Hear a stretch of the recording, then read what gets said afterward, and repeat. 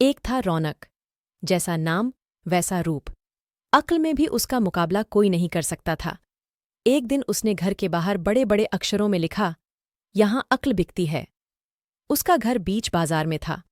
हर आने जाने वाला वहां से जरूर गुजरता था। हर कोई बोर्ड देखता, हंसना और आगे बढ़ जाता। रौनक को विश्वास था कि उसकी दुकान एक दिन जरूर चलेगी। एक दिन एक अमीर महाजन का बेटा वहां से गुजरा। दुकान देखकर उससे रहा नहीं गया। उसने अंदर जाकर रौनक से पूछा, यहां कैसी अक्ल मिलती है और उसकी कीमत क्या है? उसने कहा, यह इस बात पर निर्भर करता है कि तुम इस पर कितना पैसा खर्च कर सकते हो। गंपू ने जेब से 1 रुपया निकालकर पूछा, इस रुपए के बदले कौन सी अक्ल मिलेगी और कितनी? भई, 1 रुपए की अक्ल से तुम 1 लाख रुपया बचा सकते हो। गंपू ने 1 रुपया दे दिया। बदले में रौनक ने एक कागज पर लिखकर दिया, जहां 2 आदमी लड़झगड़ रहे हों वहां खड़े रहना बेवकूफी है। गंपू घर पहुंचा और उसने अपने पिता को कागज दिखाया। कंजूस पिता ने कागज पढ़ा तो वह गुस्से से आग बबूला हो गया। गंपू को कोसते हुए वह पहुंचा अक्ल की दुकान। कागज की पर्ची रौनक के सामने फेंकते हुए चिल्लाया, वह रुपया लौटा दो जो मेरे बेटे ने तुम्हें दिया था। रौनक ने कहा, ठीक है, लौटा देता हूं, लेकिन शर्त यह है कि तुम्हारा बेटा मेरी सलाह पर कभी अमल नहीं करेगा। कंजूस महाजन के वादा करने पर रौनक ने रुपया वापस कर दिया। उस नगर के राजा की 2 रानियां थीं। एक दिन राजा अपनी रानियों के साथ जौहरी बाजार से गुजरा। दोनों रानियों को हीरों का एक हार पसंद आ गया। दोनों ने सोचा, महल पहुंचकर अपनी दासी को भेजकर हार मंगवा लेंगी। संयोग से दोनों दासियां एक ही समय पर हार लेने पहुंचीं। बड़ी रानी की दासी बोली, मैं बड़ी रानी की सेवा करती हूं, इसलिए हार मैं लेकर जाऊंगी। दूसरी बोली, पर राजा तो छोटी रानी को ज्यादा प्यार करते हैं, इसलिए हार पर मेरा हक है।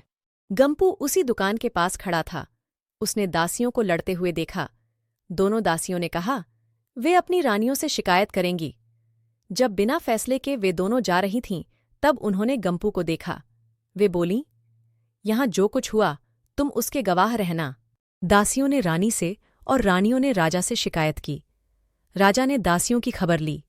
दासियों ने कहा, गंपू से पूछ लो, वह वहीं पर मौजूद था। राजा ने कहा, बुलाओ गंपू को गवाही के लिए, कल ही झगड़े का निपटारा होगा। इधर गंपू हैरान, पिता परेशान। आखिर दोनों पहुंचे अक्ल की दुकान। माफी मांगी और मदद भी। रौनक ने कहा, मदद तो मैं कर दूं, पर अब जो मैं अक्ल दूंगा उसकी कीमत है 5,000 रुपए। मरता क्या न करता। कंजूस पिता के कुढ़ते हुए दिए 5,000।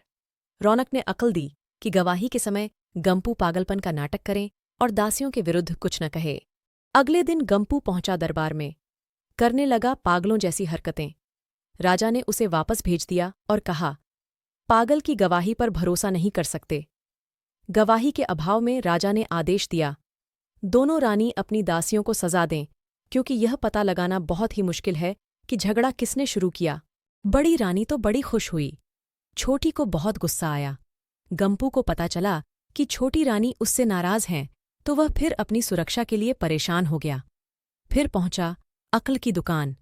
रौनक ने कहा, इस बार अक्ल की कीमत 10,000 रुपए। पैसे लेकर रौनक बोला, एक ही रास्ता है, तुम वह हार खरीदकर छोटी रानी को उपहार में दे दो। गंपू सकते में आ गया। बोला, अरे ऐसा कैसे हो सकता है, उसकी कीमत तो 1 लाख रुपए है। रौनक बोला, कहाँ था ना उस दिन जब तुम पहली बार आए थे कि 1 रुपए की अक्ल से तुम 1 लाख रुपए बचा सकते हो। इधर गंपू को हार खरीदकर भेंट करना पड़ा, उधर अक्ल की दुकान चल निकली। कंजूस महाजन सिर पीट कर रह गया।